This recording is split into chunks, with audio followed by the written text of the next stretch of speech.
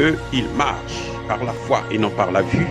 Mais moi, je vous conseille vivement de marcher par la connaissance scientifique et historique, notamment celle de nos ancêtres kémites, par les cinq sens et par l'intelligence.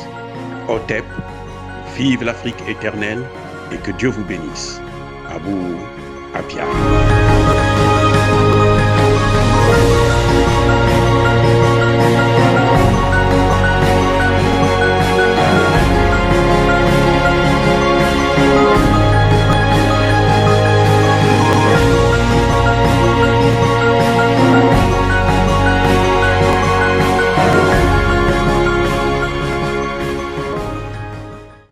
Hotep à tous, bienvenue sur la chaîne des panafricanistes par essence, par conviction et par excellence. Celle des citoyens kémites par nécessité et obligation de combat. Nous sommes une chaîne qui n'est guidée que par nos ancêtres et rien que par les ancêtres qui appartiennent à l'égrégore du monde noir. Par conséquent, nous ne croyons en aucun Dieu venu de l'étranger. Toutefois, je tiens à préciser ce qui suit. Cette vidéo n'est aucunement faite pour inciter à la violence ni à la haine. Nous menons un combat politique, géopolitique et géostratégique contre l'impérialisme, le colonialisme, le néocolonialisme et l'endocolonat. Il s'agit pour nous, dans un langage bien approprié, de lutter en faveur de la souveraineté, de la dignité et de l'unité de l'Afrique. Et c'est ça, le panafricanisme. Ceci dit, nous allons vous parler d'un phénomène étrange en Italie, où un homme de 80 ans a été élu président de la République sans être candidat. Ça, c'est ça. Là, nous allons parler de la démocratie à l'occidental, la démocratie qu'on nous impose. Le deux poids, deux mesures. Il s'agit de Sergio Mattarella, qui vient d'être réélu président. Il était président, mais il avait décidé de ne pas se présenter. Alors, il y a eu des candidats, plusieurs candidats, parmi lesquels un autre homme de 86 ans, un milliardaire Berlusconi, qui était candidat. Vous savez, en Italie, ce n'est pas une démocratie directe où c'est le peuple qui vient voter. Ils ont un peu le style à l'américaine. C'est vrai qu'à l'américaine, le peuple vote, mais c'est les grands électeurs qui comptent. Eux aussi, c'est pareil. Ce sont les grands électeurs qui viennent voter. La population vote les sénateurs, députés, autres, et puis maintenant, eux, ils vont voter le président. Ils ont fait 7 tours. Première fois, deuxième fois, troisième fois, quatrième fois, cinquième fois, sixième fois et septième fois, ils n'ont pas trouvé. Ils n'ont pas pu choisir parmi les candidats qui étaient là. Ils sont allés prendre quelqu'un qui n'était pas candidat en la main, on dit non, c'est toi qui dois prendre ça, c'est toi qui dois être le président. Et on vote pour lui. Maintenant, pourquoi je vous raconte ça? Ce n'est pas pour vous dire que, bon, cette histoire, ça ne nous regarde pas. C'est une ingérence dans les affaires intérieures d'un État souverain. C'est clair, et je suis d'accord avec vous. Mais c'est pour vous montrer un peu la politique de deux poids, deux mesures. On n'a pas entendu Le Drian, Macron, les donneurs de leçons pour dire en Italie, non, il faut reprendre les élections, il faut que ce soit un des candidats qui s'était présenté, pas quelqu'un qui n'était même pas candidat que vous allez nommer à la tête du pays. On n'a pas entendu les États-Unis donner un coup de marteau pour punir les hommes politiques ou les traités de putschistes. Non. Au contraire, tout le monde l'acclame.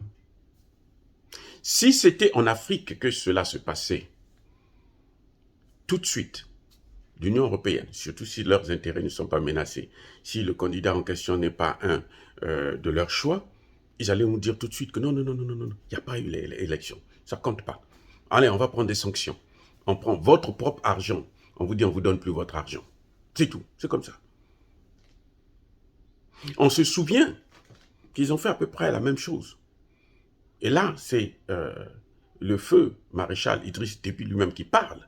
Il vous dit, non, les Français m'ont demandé d'être candidat. J'ai refusé. Et on dit pourquoi? Il dit parce que la Constitution ne m'autorise pas à briguer un troisième mandat.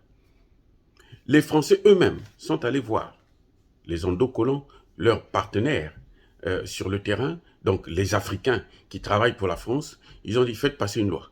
C'est passé à l'Assemblée nationale, et on est venu dire maintenant tu peux te présenter. C'est exactement le même scénario. Quelqu'un qui n'était pas candidat, quelqu'un qui n'avait plus, qui voulait prendre sa retraite, quelqu'un qui n'avait plus rien à faire avec ça, et qui, voilà, on lui impose de se présenter. Parce que s'il ne le fait pas, eh ben, c'est la mort. On te tue, c'est clair, ça, il n'y a rien à faire. Eux, la seule chose qu'ils savent faire, c'est ça. Le mieux, en tout cas, vraiment, c'est ça. Et voilà comment on en arrive à des situations où ce sont eux qui veulent une démocratie contrôlée, une démocratie sous tension, sous pression, une démocratie imposée. C'est-à-dire que c'est eux qui doivent choisir, en fait. Vous partez aux élections, vous partez aux urnes, vous votez et autres, mais c'est eux, en dernière instance, qui décident de qui va diriger nos pays. C'est ça, cette démocratie que les panafricanistes rejettent. Parce qu'il ne peut pas avoir démocratie avec ou dans l'ingérence des puissances occidentales.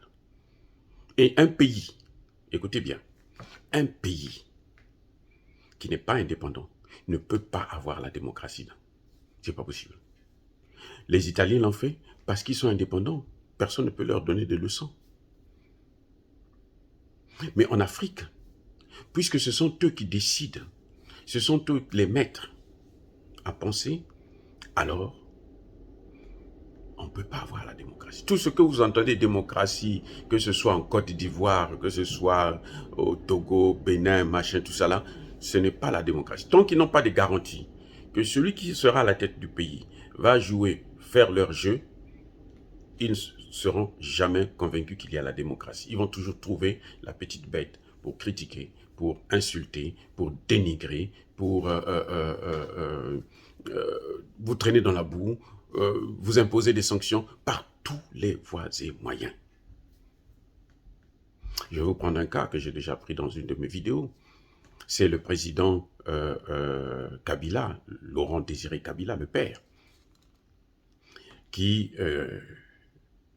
vient comme on le connaît, par un coup d'État, il prend le pouvoir, tout le monde applaudit, puisque à l'époque, la première des choses, c'était se débarrasser de Mobutu. Et puis bon, Mobutu, quelques années après, va aller terminer sa course au Maroc dans des conditions que nous connaissons très, très, très misérables. Quand Kabila prend le pouvoir, tout le monde est content, puisqu'ils ont atteint leur objectif, c'était de faire partie Mobutu qui devenait un peu récalcitrant. Mais qu'est-ce qui va se passer? Kabila arrive au pouvoir, Kabila ne va pas à la Banque mondiale et au FMI demander de l'argent. Vous savez ce qui s'est passé? Eh bien, on l'a tué. Parce qu'ils sont venus le voir pour lui dire, non mais écoutez, vous devrez venir avec nous, prendre l'argent, et nous on va vous dire comment vous allez diriger le pays. Kabila qui dit non, moi j'ai pas besoin de votre argent, j'ai des moyens, je vais gérer avec mon argent. Il dit, ah bon, ok, très bien, on va voir ce que tu feras. On va voir comment tu vas t'en sortir. Ils avaient donné à Kabila 3 mois. Il a pu faire quand même au moins 3 ans, mais quand même, à la fin, ils l'ont tué. Donc, lorsque vous collaborez avec eux, il faut savoir que c'est fini pour vous. Vous allez mal terminer la course. Eh oui, vous allez mal terminer la course. Voilà la démocratie qu'on nous impose en Afrique. Et nous devrons nous battre pour avoir notre propre style de démocratie. Une démocratie populaire, où on le voit aujourd'hui au Mali, où c'est la population qui oriente, qui donne les grandes orientations du gouvernement que, Dieu merci, Assimi Goïta est en train de suivre. Et j'espère qu'il ne va pas s'arrêter à mi-chemin, parce que s'il s'arrête, eux, les gens là, ils vont la battre, quelles que soient les concessions qu'il fera. Voilà. Est-ce que dire ça, c'est inciter à la violence? Non. Est-ce que dire ça, c'est inciter à la haine? Non. Ça, c'est mon message d'aujourd'hui. J'ai dit.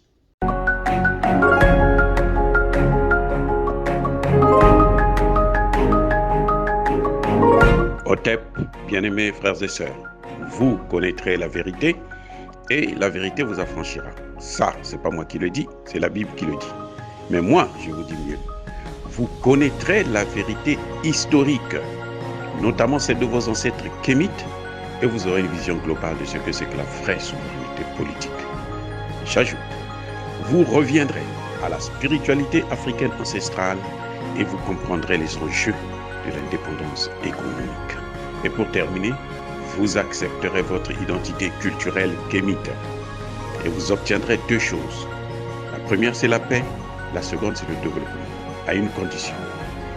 L'unité de toute l'Afrique noire, l'unité de tous les Noirs du monde entier.